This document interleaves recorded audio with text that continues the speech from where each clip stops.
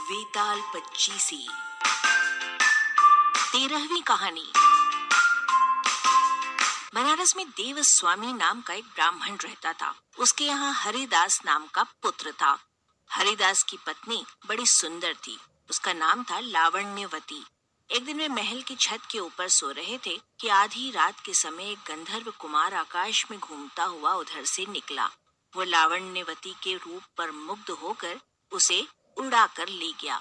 जागने पर हरिदास ने देखा कि उसकी स्त्री नहीं है, तो उसे बड़ा दुख हुआ और वो मरने के लिए तैयार हो गया।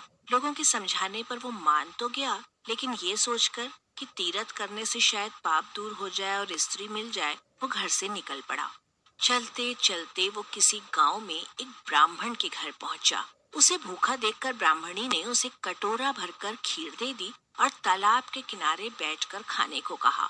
हरिदास खीर लेकर एक पेड़ के नीचे आया और कटोरा वहां रखकर तालाब में मुंह हाथ धोने लगा। इसी बीच एक बाज किसी सांप को लेकर उसी पेड़ पर आ बैठा और जब उसे खाने लगा तो सांप के मुंह से जहर टपक कर कटोरे में गिर गया। हरिदास को कुछ पता नहीं था। वो खीर खा गया।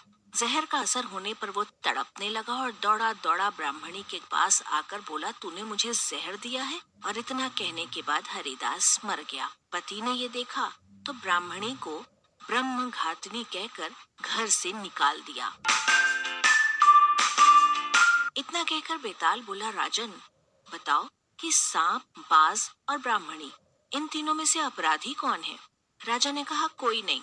सांप तो इसलिए नहीं कि शत्रु के वश में था, बाज इसलिए नहीं कि वो भूखा था, जो उसे मिल गया उसी को वो खाने लगा, और ब्राह्मणी इसलिए नहीं कि उसने अपना धर्म समझकर उसे खीर दी थी और अच्छी दी थी।